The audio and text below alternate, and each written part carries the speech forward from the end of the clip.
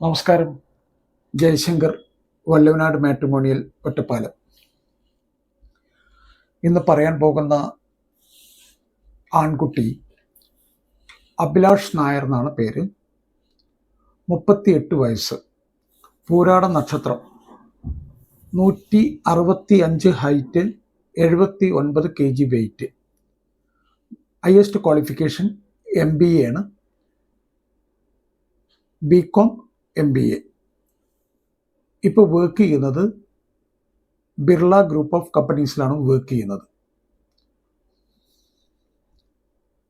പൂരാടം ആണ് നക്ഷത്രം. അദ്ദേഹത്തിൻ്റെ വയസ്സ് ഒരിക്കൽ കൂടെ പറയാം, 38 വയസ്സ്.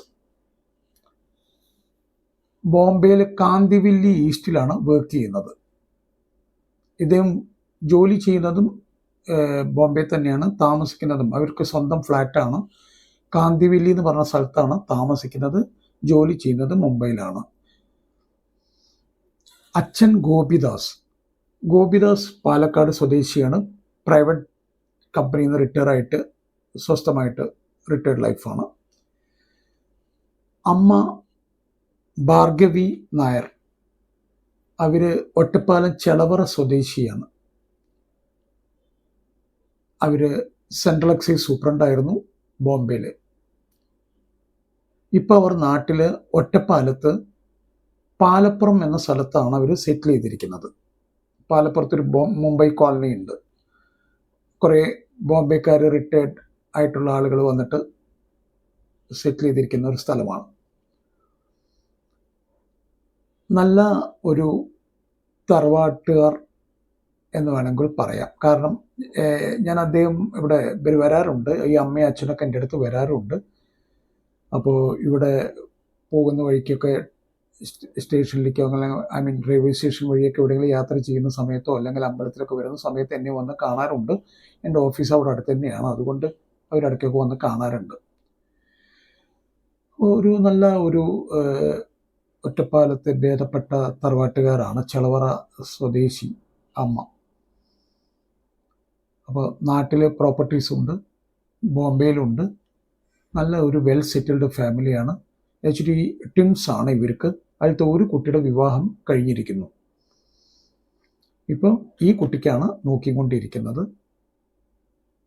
എന്തൊക്കെയോ ജാതകദോഷം കാരണമാണ് നീണ്ടു പോകുന്നത്, അറിഞ്ഞൂടാ. അത് കുറേ കാലമായി നോക്കാൻ തുടങ്ങിയിട്ട്. ജാതകത്തിൽ ചെറിയ ദോഷമാണ് പറയുന്നത്. നമ്മൾ പറയുമല്ലോ സ്ലൈറ്റ് ദോഷം എന്നൊക്കെ പലരും പ്രൊഫൈലിൽ കാട്ടാറുണ്ട്, അതുപോലെ സ്ലൈറ്റ് ദോഷമാണ്. അത് ഓരോ ജ്യോത്സ്യർ നോക്കുന്നതിനെ ഡിപ്പെൻഡ് ചെയ്യും. ഇപ്പോൾ ഒരു ജ്യോത്സ്യൻ പറയുകയാണ് സ്ലൈറ്റ് ദോഷം എന്ന് പറഞ്ഞാൽ വേറൊരു ജ്യോത്സ്യൻ നോക്കിക്കഴിഞ്ഞാൽ ചിലപ്പോൾ അത് അരദോഷം ഉണ്ടാവും, ചിലപ്പോൾ ഒരു ദോഷം ഉണ്ടാവും. അപ്പോൾ അത് നമുക്കിങ്ങനെ കറക്റ്റായിട്ട് എക്സാക്റ്റായിട്ട് ഇത്ര ദോഷം ഉണ്ടെന്നൊന്നും പ്രെഡിക്റ്റ് ചെയ്യാൻ പറ്റില്ല. അതൊക്കെ ഓരോ ജ്യോത്സ്യൻ നോക്കുന്നതിനനുസരിച്ചിരിക്കും. അപ്പോൾ അതുകൊണ്ട് താല്പര്യമുള്ളവർ ദോഷം ഇതിനൊന്നും പറ്റി വല്ലാതെ ടെൻഷൻ അടിക്കാതെ ജ്യോത്സ്യരെ കൊണ്ട് നോക്കിക്കുക. നിങ്ങൾക്ക് ഇഷ്ടപ്പെട്ട പ്രൊഫൈലാണെങ്കിൽ 3, 4, 5 ജ്യോത്സ്യരുടെ അടുത്തെങ്കിലും പോകണം. ഏതെങ്കിലും ഒരു ജ്യോത്സ്യൻ പറഞ്ഞു കഴിഞ്ഞാൽ അത് വെച്ച് മുന്നോട്ട് പോകണം. ഒരിക്കൽ കൂടെ അഭിലാഷ് നായരെ കുറിച്ച് ഞാൻ പറയാം. അഭിലാഷ് നായർ 38 വയസ്സ്, BCom MBA ആണ്, Mumbai university. 165 height, 79 kg weight. Birla group of കമ്പനീസിൽ വർക്ക് ചെയ്യുന്നു. അച്ഛൻ ഗോപിദാസ്, അമ്മ ഭാർഗവി നായർ. അവർ സെൻട്രൽ എക്സൈസ് സൂപ്രണ്ടായിട്ട് റിട്ടയർ ആയവരാണ് അമ്മ. അച്ഛൻ പ്രൈവറ്റ് ഇൻസ്റ്റിറ്റ്യൂഷനിൽ പ്രൈവറ്റ് കമ്പനിയിൽ നിന്ന് റിട്ടയർ ആയിട്ടിരിക്കുകയാണ്. ട്വിൻസ് ആണ് ഇവർ. അതിലത്തെ ഒരു കുട്ടിയുടെ മാരേജ് കഴിഞ്ഞു, അവർ സെറ്റിൽഡാണ്, വെൽ സെറ്റിൽഡാണ്. അപ്പോൾ ഒരു നല്ല തറവാട്ടുകാരെയൊക്കെ നോക്കണം എന്ന് ആർക്കെങ്കിലും ആഗ്രഹമുണ്ട് എങ്കിൽ, കാരണം പലരും എന്നോട് പറയുന്നത് കേൾക്കാം, നമുക്ക് ജാതകത്തിനെക്കാട്ടിലൊക്കെ കൂടുതൽ നമ്മൾ ആ കുടുംബമാണ് നോക്കുന്നത്, കുടുംബ പാരമ്പര്യം കാര്യങ്ങളൊക്കെയാണ് നമ്മൾ നോക്കുന്നത് എന്നൊക്കെ പറയുന്ന ധാരാളം ആളുകളെ എനിക്കറിയാം. അപ്പോൾ അവർക്കൊക്കെ ആർക്കെങ്കിലും താല്പര്യമുണ്ടെങ്കിൽ ഈ കുട്ടിയുടെ കേസ് പരിഗണിക്കാവുന്നതാണ്. നല്ല ഒരു പ്രൊഫൈലാണ്. അമ്മ, അച്ഛൻ, മകൻ. അപ്പോൾ ഇത്രയും കാര്യങ്ങളാണ് അഭിലാഷിനെ കുറിച്ച് എനിക്ക് പറയാനുള്ളത്. എല്ലാ വിവാഹം എന്നൊക്കെ പറഞ്ഞു കഴിഞ്ഞാൽ ഏതൊരു കുടുംബത്തിലും ഒരു മംഗള കർമ്മമാണ്. അല്ലാതെ ഏതെങ്കിലും ഒരു മാട്രിമോണിയിൽ പോയിട്ട് അങ്ങ് രജിസ്റ്റർ ചെയ്തു ഇനിയൊക്കെ അവർ നോക്കിക്കോളും എന്നുള്ളൊരു ധാരണ ആർക്കും ഉണ്ടാവരുത്. കൃത്യമായിട്ട് നോക്കുക. മക്കൾക്ക് വേണ്ടി അച്ഛനമ്മമാർ അല്ലെങ്കിൽ സഹോദരന്മാർ അല്ലെങ്കിൽ അമ്മാവൻ ഇവരൊക്കെ ഒന്ന് രംഗത്തിറങ്ങി എല്ലാവരുടെയും കൂടി ഒരു കമ്പൈൻഡ് എഫേർട്ട് ആയിരിക്കണം. അപ്പോഴാണ് വിവാഹം നടക്കുള്ളൂ. ചില വീടുകളിൽ അച്ഛൻ മാത്രം വിചാരിച്ചാൽ മതി എന്ന് അച്ഛൻ വിചാരിക്കും, അമ്മ മാത്രം വിചാരിച്ചാൽ മതി എന്ന് അമ്മ വിചാരിക്കും. മറ്റുള്ളവരെയൊന്നും ഇതുമായിട്ട് ബന്ധപ്പെട്ട ഒരു കാര്യവും സംസാരിക്കാൻ സമ്മതിക്കില്ല. അങ്ങനെ ആവരുത്. എല്ലാവരും കൂടി ഒരു കമ്പൈൻഡ് എഫേർട്ടാക്കി നല്ല രീതിയിൽ തന്നെ മംഗളകരമായിട്ട് നടക്കേണ്ട ഒരു കർമ്മമാണ് വിവാഹം. അതിനെ ആ രീതിയിൽ തന്നെ കാണും വേണം. തീർച്ചയായിട്ടും നല്ല ആദ്യം ഒരു പണിക്കരെയൊക്കെ കണ്ട് ജ്യോത്സ്യനെ കണ്ട്, ഇപ്പം ചില ജ്യോത്സ്യന്മാർ പറഞ്ഞു കേൾക്കാം 30 വയസ്സ് കഴിഞ്ഞിട്ടേ നടക്കുള്ളൂ, 35 വയസ്സ് കഴിഞ്ഞിട്ടേ നടക്കുള്ളൂ, ഇങ്ങനെയൊക്കെ പറയുന്ന പല ആൾക്കാരും ഞാൻ കണ്ടിട്ടുണ്ട്. ശരിയായിരിക്കാം, വളരെ ശരിയായിരിക്കാം പറയുന്നത്. അവർ നോക്കുന്ന സമയത്ത് അത് ശരിയായിരിക്കാം, ഇല്ലാന്ന് ഞാൻ പറയുന്നില്ല. അത് പറഞ്ഞിട്ട് നിങ്ങൾ നോക്കാതിരിക്കരുത്. നിങ്ങൾ ആ കുട്ടികൾക്കൊക്കെ ഏകദേശം ഒരു തരക്കടില്ലാത്ത ജോലിയും ക്വാളിഫിക്കേഷനുമായി കഴിഞ്ഞു കഴിഞ്ഞാൽ ഒരു 24-25 വയസ്സ് തൊട്ട് നോക്കണം എന്നുള്ളതാണ് എൻ്റെ വ്യക്തിപരമായ അഭിപ്രായം. ജ്യോത്സ്യർ എന്ത് വേണമെങ്കിൽ പറയട്ടെ. കാര്യങ്ങളൊക്കെ ശരിയായി എന്ന് കണ്ടു കഴിഞ്ഞാൽ പിന്നെ നിങ്ങൾ ജാതകം ചേരുന്നുണ്ടോ എന്ന് മാത്രമേ നോക്കാൻ പാടുള്ളൂ. ജാതക ചേർച്ച നോക്കുന്ന സമയത്ത് രണ്ട് കൂട്ടർക്കും, രണ്ട് ഫാമിലിക്കും ഓക്കെ ആയി കഴിഞ്ഞാൽ തീർച്ചയായിട്ടും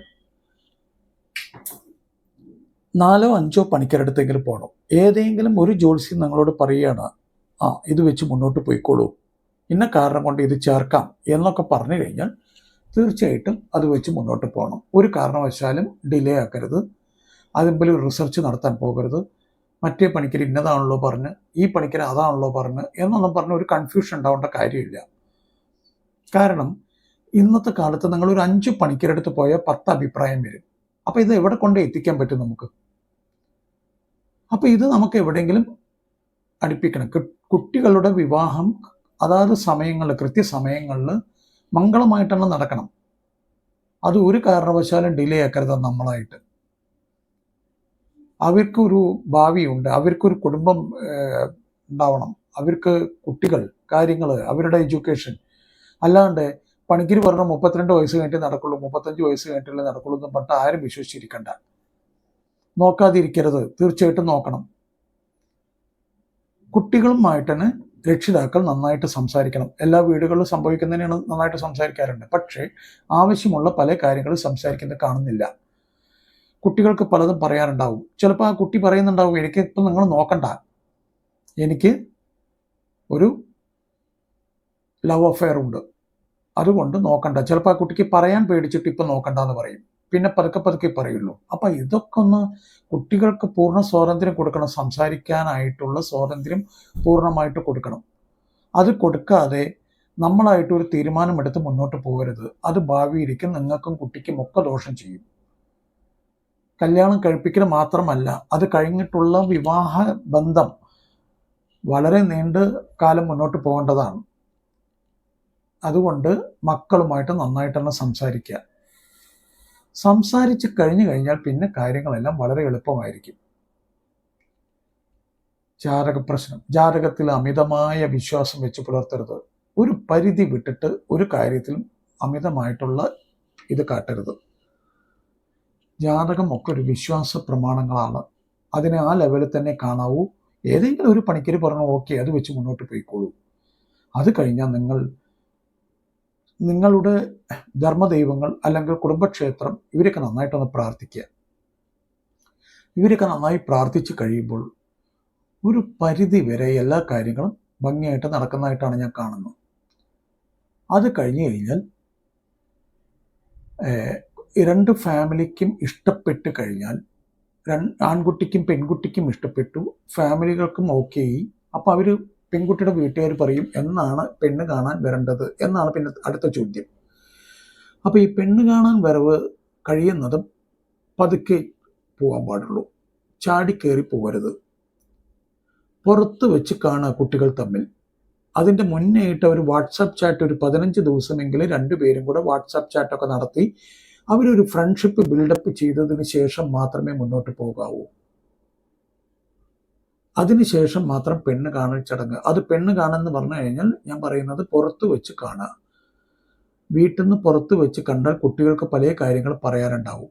കുട്ടികൾ കൃത്യമായിട്ട് പറയും, എനിക്കൊരു ആൾറെഡി ഒരു ബന്ധമുണ്ട്, അതുകൊണ്ട് നീ വേറെ നോക്കിക്കോളൂ, ഇത് അച്ഛൻ്റെ അമ്മയുടെ നിർബന്ധത്തിന് വഴങ്ങിയിട്ടാണ് ഞാൻ ഇപ്പോൾ വന്നിരിക്കുന്നത് എന്നൊക്കെ പറയുന്ന ധാരാളം കുട്ടികളെ എനിക്കറിയാം. അതുകൊണ്ട് വളരെ കുട്ടികൾക്ക് കുറച്ച് ഫ്രീഡം നിങ്ങൾ കൊടുക്കണം. പല വീടുകളിൽ അത് സംഭവിക്കുന്നില്ല. എൻ്റെ മക്കൾ ഞാൻ പറഞ്ഞതിൻ്റെ അപ്പുറം പോവില്ല എന്ന് അച്ഛൻ അമ്മ ഒക്കെ പറയുന്ന ആളുകളെ എനിക്ക് നന്നായിട്ട് അറിയാം. പക്ഷെ ആ കുട്ടികൾക്ക് ഉണ്ടാവും കുറച്ച് അഭിപ്രായങ്ങളൊക്കെ. അതൊക്കെ കൃത്യമായിട്ട് മനസ്സിലാക്കുക. അതിലൊരു വഴക്കും ബഹളത്തിലേക്കും പോകരുത്. വീട്ടിലൊരു വല്ലാത്തൊരു അന്തരീക്ഷം ഉണ്ടാക്കരുത്. കുട്ടികൾ പറഞ്ഞതിനെ കഴിയാവുന്നത്ര ചെയ്യാൻ ശ്രമിക്കുക. ചിലപ്പോൾ നിങ്ങൾക്ക് ഇഷ്ടപ്പെട്ടു എന്ന് വരില്ല. അപ്പോൾ അവരെ പറഞ്ഞ് മനസ്സിലാക്കുക, ഇന്ന കാരണം കൊണ്ടാണ് എനിക്ക് ഇഷ്ടപ്പെടാത്തത് എന്ന് കൃത്യമായിട്ട് പറഞ്ഞോളൂ. അപ്പോൾ അവർക്ക് മനസ്സിലാവും. അവർക്കത് ബോധ്യമായി കഴിഞ്ഞു കഴിഞ്ഞാൽ അവർക്ക് മാറ്റണം എന്നുണ്ടെങ്കിൽ അവർക്കൊരു റീതിങ്കിങ്ങിൻ്റെ സമയം കൊടുക്കാം. പറ്റില്ല എന്ന് പറഞ്ഞാൽ ഒരു കാരണവശാലും അവിടെ നിങ്ങളൊരു ബഹളത്തിലേക്ക് പോകരുത്. ആ കുട്ടി പറഞ്ഞ തന്നെ ചെയ്തു കൊടുക്കണം. ഇല്ലെങ്കിൽ പിന്നേക്ക് ബുദ്ധിമുട്ടാവും. ചിലർ പറയുന്ന കേൾക്കാം, അത് കല്യാണം കഴിഞ്ഞാൽ ശരിയായിക്കോളും എന്നുള്ളത്. ഞാൻ പറയുന്നു, കല്യാണം കഴിഞ്ഞാലൊന്നും ശരിയാവാൻ പോകുന്നില്ല. കാരണം അവർ അത്രമാത്രം ആത്മാർത്ഥ ബന്ധമായിരിക്കും മറ്റേ കുട്ടികളുമായിട്ട് അല്ലെങ്കിൽ കുട്ടിയായിട്ട്. അപ്പോൾ അതെങ്ങനെ നിങ്ങൾക്ക് ഒറ്റയടിക്കാൻ കൂടെ ഒഴിവാക്കാൻ പറ്റും? അപ്പോൾ അതിനൊന്നും ശ്രമിക്കാൻ പോകണ്ട. നിങ്ങൾ കുട്ടികളെ നന്നായിട്ട് പറഞ്ഞ് മനസ്സിലാക്കിപ്പിക്കുക.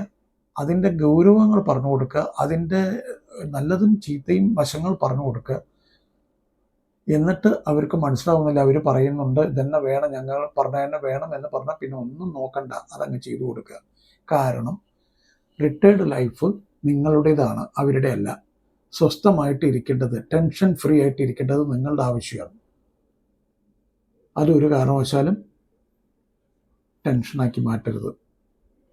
പല രക്ഷിതാക്കളും പറയുന്ന കേൾക്കാം, ഞങ്ങൾ ഇത്ര പഠിപ്പിച്ചു, കുട്ടിയെ ഇത്ര വളർത്തി, ഇങ്ങനെയൊക്കെ ആക്കി, എന്നിട്ട് അവൾ ഇങ്ങനെ ചെയ്തു അല്ലെങ്കിൽ അവൻ ഇങ്ങനെ ചെയ്തു.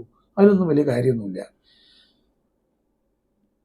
അവർക്ക് എന്തെങ്കിലുമൊക്കെ ഇഷ്ടാനിഷ്ടങ്ങൾ ഉണ്ടാവും. അവരും പ്രായപൂർത്തിയായിട്ടുള്ള കുട്ടികളല്ലേ. അത്യാവശ്യം നമ്മളെ കണ്ടിട്ടാണ് അവരൊക്കെ പഠിക്കുന്നതെന്ന് മനസ്സിലാക്കുക. നമ്മളെങ്ങനെയൊക്കെയാണെന്ന് വെച്ചാൽ അതൊക്കെ തന്നെ അവർ കണ്ടു പഠിക്കുന്നത്. അപ്പോൾ അവർക്ക് പൂർണ്ണ സ്വാതന്ത്ര്യം ഈ കാര്യത്തിൽ കൊടുക്കണം. ഇല്ലെങ്കിൽ അതിൻ്റെ ബുദ്ധിമുട്ട് നിങ്ങൾക്കായിരിക്കും. അപ്പോൾ ഇത്രയും പറഞ്ഞുകൊണ്ട് എൻ്റെ വാക്കുകൾ അവസാനിപ്പിക്കുന്നു. നന്ദി, നമസ്കാരം.